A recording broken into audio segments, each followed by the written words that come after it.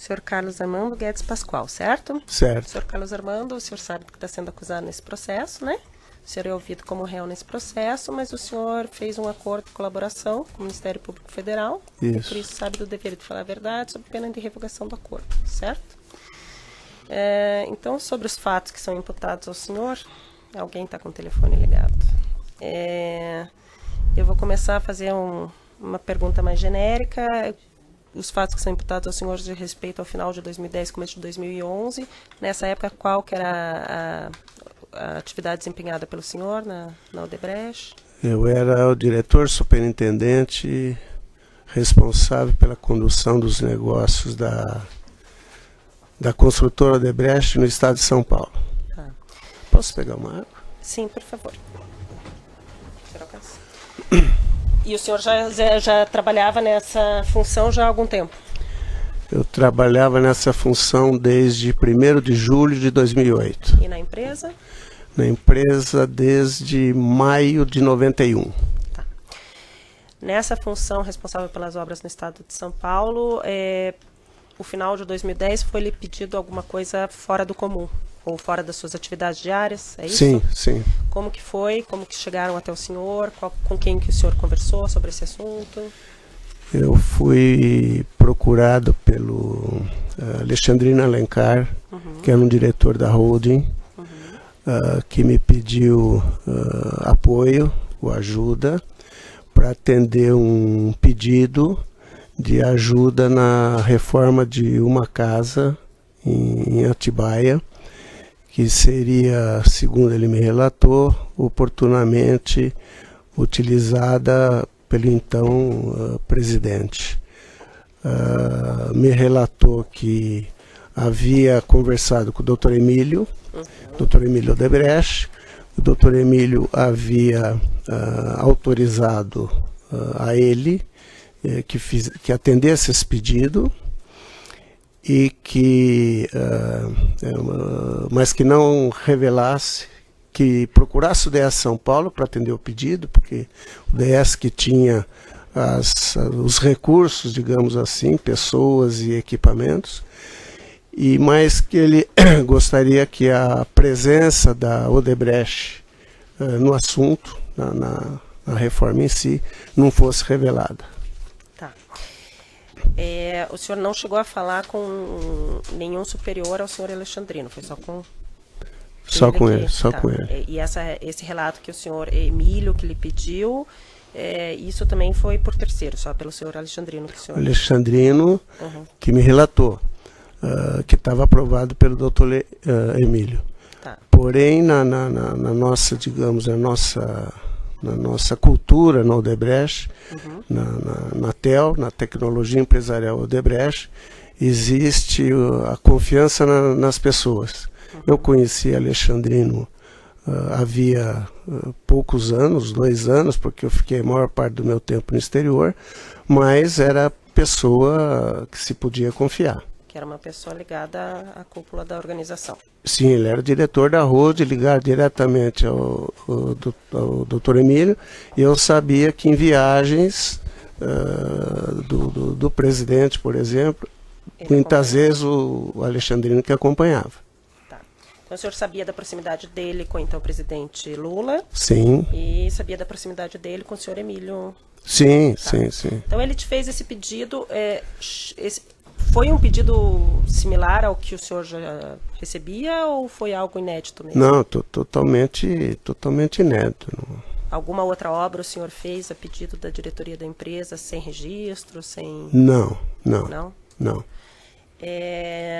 Quando o senhor Alexandrino lhe pediu para fazer essa reforma, foi-lhe dado prazo, valor, algum limite? Ou quem definiria o que seria feito, quanto que poderia se gastar? O Alexandrino me disse que não sabia ao certo o que precisava ser feito. Me entregou um pedaço de papel onde eu tinha o nome de uma pessoa e um número de telefone. Me disse que essa pessoa que deveria ser contactada, que é quem saberia me dizer exatamente o que era para ser feito. Tá. O senhor lembra do nome dessa pessoa? Hoje eu sei o nome, mas quando eu, inclusive, fui relatar, eu não tinha lembrança. Hoje eu sei que era o senhor, não sei o que, Aurélio. Rogério Aurélio, né? Pimentel, isto? Isso. O senhor Rogério Aurélio Pimentel, o senhor chegou a contatá-lo? Ou o senhor só passou o telefone para o seu... Para o Emir. Tá. Então o senhor não chegou a contatar esse Rogério, e o senhor chegou a saber qual que era a função que esse Rogério exercia? Não. Se ele era funcionário do sítio, da presidência? Não. Era só a pessoa que seria responsável? Era a pessoa que deveria ser contactada e que teria os dados necessários para atender o pedido. Tá. E aí então o que o senhor fez foi contatar o Emir? Chamei o Emir era um dos diretores de contrato da minha equipe, que tinha uma obra com características que eu poderia imaginar que ele teria engenheiro com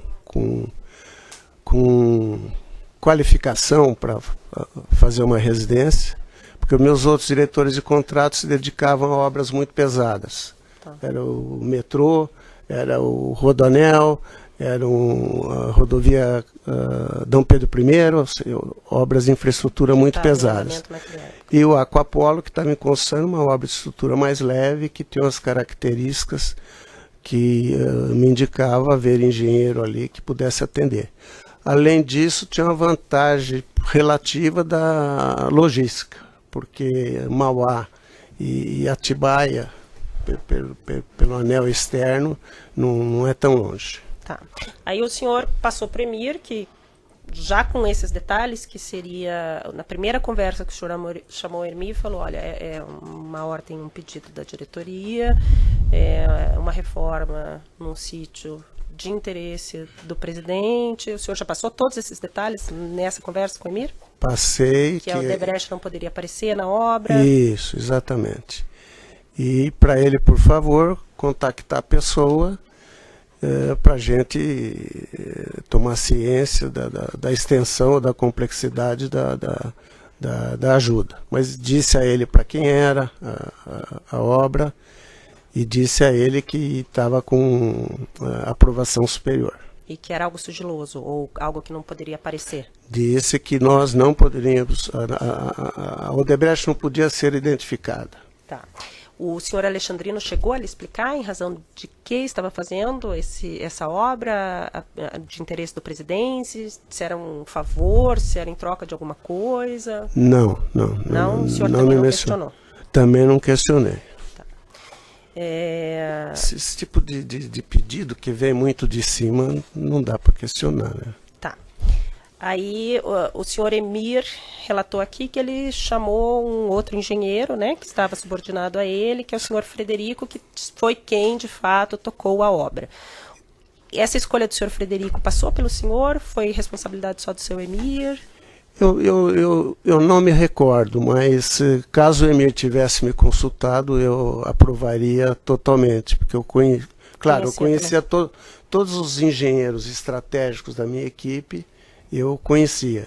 E o Federico eu sabia, inclusive, que já tinha feito obras com essas características. E ele era o gerente operacional, o gerente de produção do Aquapolo. Tá. O senhor chamou o Emir para conversar. Quanto tempo depois que veio a resposta do Emir dizendo é possível, vamos precisar de tantos mil? Quanto tempo depois dessa primeira conversa? Olha, a conversa que eu tive com o Emir foi no começo da segunda semana de outubro. E o Emir me procurou para dizer do que se tratava o assunto, mais ou menos uns 5, 6 dias depois. No primeiro dia, digamos, da semana subsequente. Tá. E já te deu uma ideia de valor que precisaria ser gasto? Eu tinha dito inicialmente a ele que seria uma ajuda simples. Uhum. Quando ele me procura, preocupado, ele me diz, ô chefe, a coisa não é tão simples. Uhum. Vai custar uns 500 mil reais e o contato lá estava pretendendo que fosse feito tudo até o final do ano e não é possível. Uhum. Esse prazo é muito exíguo, nós precisamos de pelo menos 30 dias. Falei, tá bom. Então você começa a imaginar a mobilização, e eu vou ver como é que faz com esse dinheiro. porque eu não tinha nenhum interesse pessoal em atender o pedido. Daí voltei, e tinha um problema do prazo, né?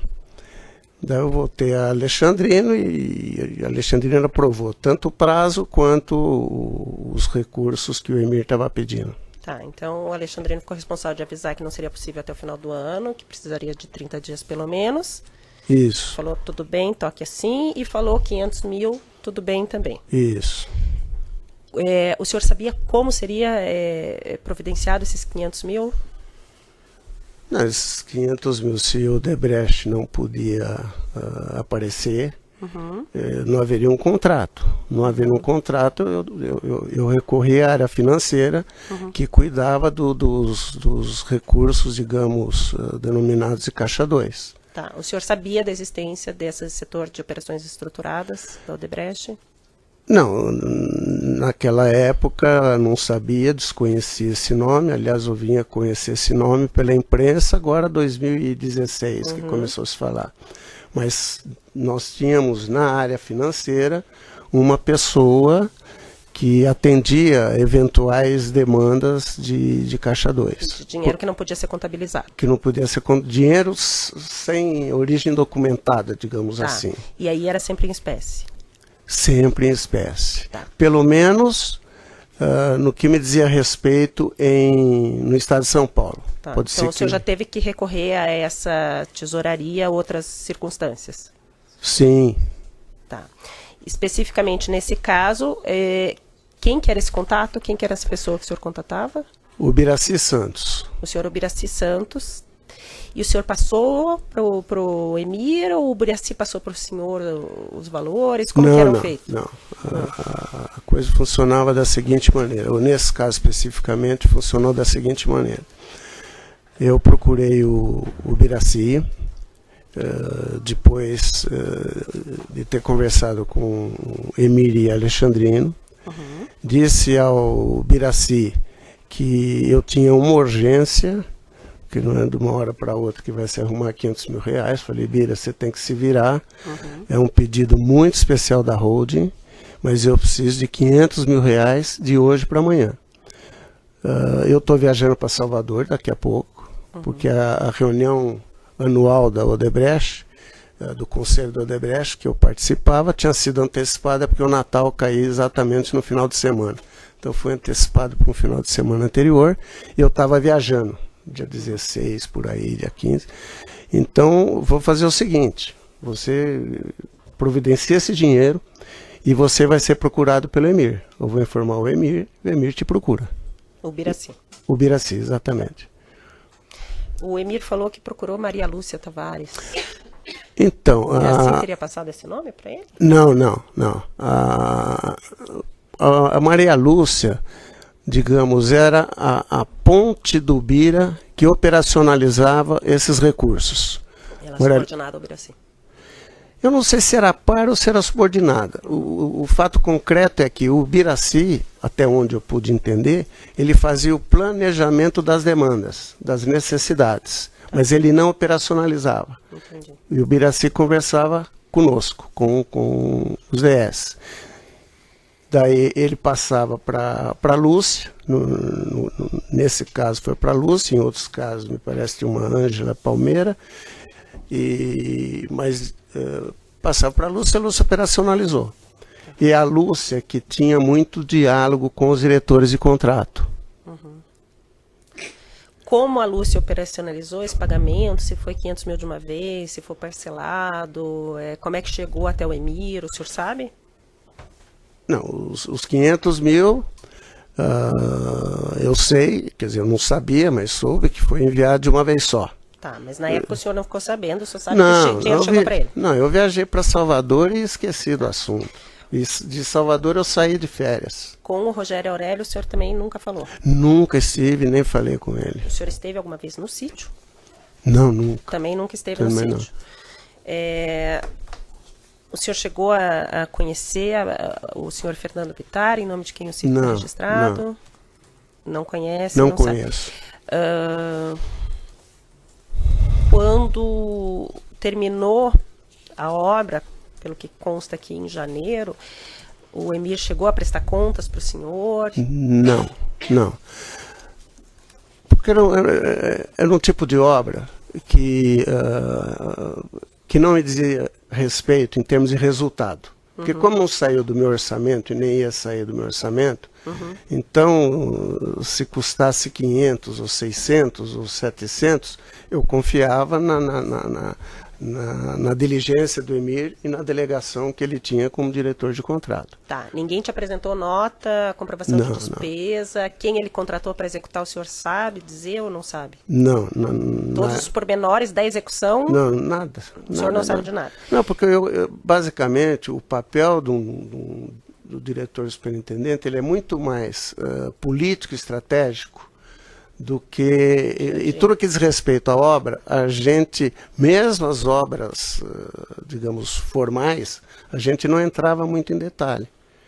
Naquela época, a minha preocupação, me recordo bem, era que estava trocando o governador, no dia 1º, trocava o governador, assumia o Dr. Geraldo Alckmin. Eu tinha vivido 17 anos no exterior, não tinha quase que relacionamento em São Paulo, precisava agilizar e de alguma maneira estabelecer networks, porque ia trocar secretários, governador, e eu estava com 3 contratos muito grandes em São Paulo, com muitos problemas, e que eu tinha que deixar algum registro para tentar a solução daqueles problemas. Então a obra do sítio em si, para mim, foi assim uma pena, que eu atendi um pedido do acionista controlador. Tá. Os 200 mil complementar, que o senhor Emir disse que precisou do orçamento inicial da obra, ele avisou o senhor intermediou alguma coisa nessa questão? Eu não me recordo disso. Não se recorda, tá. O senhor Emir falou aqui que em abril a obra teria terminado em janeiro. Em abril, depois ele achou que pode ser em março, ele foi chamado pelo senhor Alexandrino para ir no escritório do senhor Roberto Teixeira. O senhor soube dessa questão? Não soube. Só soube agora por causa do processo? Soube há pouco tempo, quando eu vi o vídeo no G1 do depoimento dos dois. Tá, então o senhor não soube da questão da tentativa de regularização da obra, a verbação da construção, não soube nada. O senhor chegou a tratar dessa questão com o senhor Roberto Teixeira alguma vez? Não? Eu não sabia do interesse dele. O senhor teve algum nunca contato? Conheci, nunca tive nenhum contato. Sabe se ele contato. advogou para o Odebrecht, alguma coisa? Não é que eu saiba, ele nunca advogou para o Odebrecht, então eu sei. Então, o seu contato em relação a essa obra do sítio foi exclusivamente com o senhor Alexandrino e com o senhor Emir? Isso, exclusivamente. E, eventualmente, com o senhor Ubiraci? Sim, o Ubiraci uma vez para pedir os 500 mil reais e, eventualmente, mas por mais que eu tenha me esforçado para checar se eu participei do assunto 200 mil, eu acho que não. Muito embora o Emir tinha delegação para isso. Tá. Com relação às notas fiscais que foram apreendidas na residência do senhor ex-presidente, que tem relação com a obra, o senhor tem algum conhecimento? Foram apreendidas na busca e apreensão na residência do senhor presidente algumas notas fiscais que têm relação com essa obra de reforma nesse sítio. Sim. O senhor Emir relatou aqui que algumas dessas notas ele se recorda de ter entregado para o senhor Roberto Teixeira. O senhor teve algum contato com essas notas? Não. Sabe dizer alguma coisa? Não. Não tive. O que eu sei dessas notas é que eu li em jornal que tinha umas notas no nome de um engenheiro que tinha trabalhado na obra. Você lembra qual é o nome desse engenheiro? Paulo, depois tem um monte de consoante e poucas vogais. Tá, o senhor conhece esse engenheiro, de fato, trabalhou na obra, o senhor não conhece? Ele trabalhou na obra do Acapolo, ele era colaborador do Federico. E deve ter estado na obra e feito compras em nome dele. Tá, e isso o senhor soube pelo jornal também? Só pelo jornal. Tá. Pelo Ministério Público. Senhor Carlos, tudo bem? Tudo bem. Quando o Alexandrino fez o pedido ao senhor, ele chegou a dizer se já existia alguma obra em andamento lá, alguma coisa do tipo? Sim. Ele me relatou que o problema teve origem, que tinha sido contratado uma empresa menor e que não estava conseguindo performar e a obra estava uma bagunça, foi o que ele me disse. E que então o Odebrecht tinha que entrar para ajudar. Ok. Em relação aos 200 mil, no depoimento que você prestou na Força Tarefa, eu vou ler para o senhor, o senhor confirma se for de fato o que ocorreu. Que em janeiro o senhor foi informado por EMIR que seria necessário levar a previsão de custos em 200 mil. Que no retorno de suas férias o colaborador foi informado por EMIR que os serviços de reforma foram realizados e entraram no 1º de janeiro e que para isso EMIR e Alexandrino se comunicaram diretamente. Que o objeto da reforma foi concluído como planejado, apesar de adicionar 200 mil reais. Era isso mesmo? Sim. Como eu relatei antes, eu saí de férias, voltei para a posse do governador, que foi no dia 1º, e agora, recentemente, eu pude confirmar essa afirmação do senhor por alguns e-mails que o Marcelo Odebrecht pediu para anexar ao processo, e nesses e-mails tem um dos e-mails do EMIR dirigido a mim, em que ele comenta de que teve que pedir mais 200 mil por uns adicionais que haviam sido pedidos e por excesso de chuvas. Ok. Senhor Carlos, eu quero exibir um histórico de e-mails aqui do evento 466, anexo 2, excelência, folhas 11 e 12. Por favor. Senhor Carlos, esses históricos de e-mails é o seguinte. No dia 29 de dezembro de 2010, o senhor Frederico mandou um reporte da atualização da obra para os seus superiores. E no dia 30 de dezembro, de posse desse documento, o senhor Marcelo Baio Odebrecht faz as seguintes considerações: piscina ainda sem laje, suítes ainda sendo rebocadas, sauna a ser contratada. Nós nos comprometemos com 15 de janeiro, ou seria mais seguro dizer até o final de janeiro, tentando antecipar? Pergunta o senhor Marcelo Odebrecht no e-mail que o senhor é copiado. Sim. Aí o senhor responde: Carlos Armando Pascoal para Marcelo Baio Odebrecht, Alexandrino Alencar, com cópia para Benedito Barbosa, no dia 30, às 10 horas e 40 minutos. A equipe informou hoje pela manhã que está tudo conforme programado. O mais importante nesse tipo de obra é que não haja indefinições por parte do proprietário. Eu diria que temos como meta o dia 15, e não havendo imprevistos, a alcançaremos. Temos o engenheiro sênior, entre parênteses Fred, que se instalou em Atibaia e está cuidando pessoalmente do assunto com a equipe de sua confiança.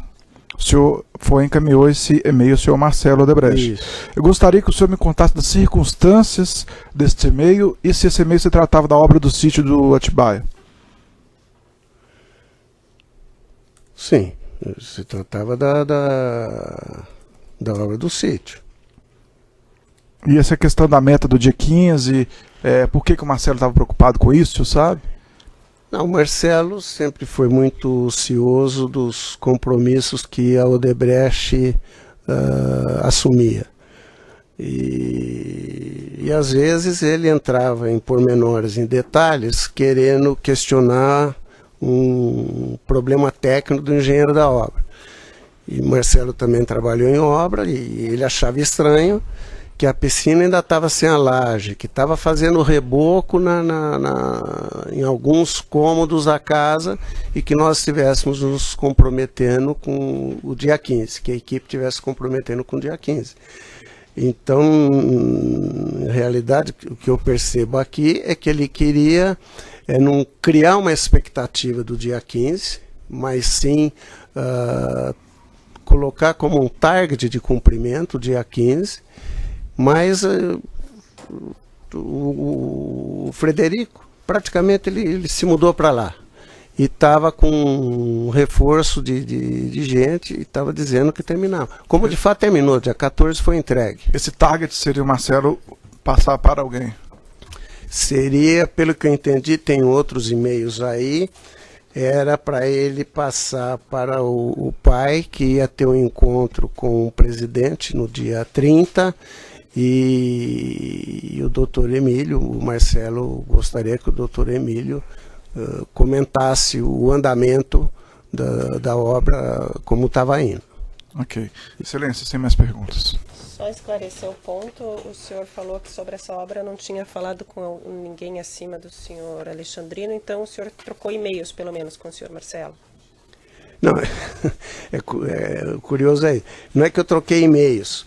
O Marcelo aqui, o doutor se referiu como eu tendo sido copiado no e-mail. Na verdade, o Marcelo manda o e-mail para mim e para o Alexandrino. Como era um assunto muito técnico... Copiou o Benedito, desculpa.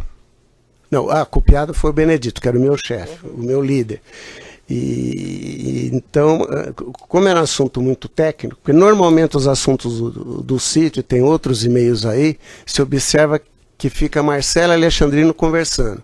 Como aqui era muito técnico, o Alexandrino ia acabar se confundindo, então eu atravessei e respondi ao Marcelo. Eu acho que em todo esse assunto tem 2 e-mails que eu me dirijo ao Marcelo. Um é sobre esse e um é sobre um jantar que o Marcelo estava organizando na casa dele para tratar da abertura da Copa do Mundo em São Paulo, e que ele gostaria que estivesse presente o Gilberto Kassab e o Geraldo Alckmin, e eu que tinha que cuidar desses contatos. Então ele pergunta para o Alexandrino se está de pé o jantar, e daí eu tenho que entrar no meio do assunto para dizer, olha, eu estou ainda conversando com os dois, e acabou acontecendo. E essa manifestação que o senhor falou agora, que provavelmente esses detalhes o senhor Marcelo quis saber por conta de uma reunião que o pai dele teria... No dia 30. No dia 30, o senhor deduziu ou o senhor sabia que era para isso? Não. É uma dedução? Não, eu tô dizendo agora. Naquela época eu não tinha ideia que não seria tinha isso. ideia que ia acontecer a reunião. Eu deduzi porque tem outros e-mails aí, onde o Marcelo manda para as secretárias e doutor Emílio uma pauta de agenda, favor entregar para o meu pai assuntos a serem tratados. E daí vem lá uma série de coisas, e embaixo tem 4 itens, eu acho, assuntos pessoais. Tem o sítio, a abertura da Copa, e tem mais uns outros 2 que eu não me recordo. Isso foi uma dedução do senhor depois de tudo que o senhor leu das provas anexadas? Depois que eu vi os e-mails. Na época o senhor não sabia? Não, na época não tinha. Doutor, alguma questão complementar? Sem mais, excelência. Assistente de acusação, doutores, pelas defesas. Só interromper, aproveitar e interromper o áudio e já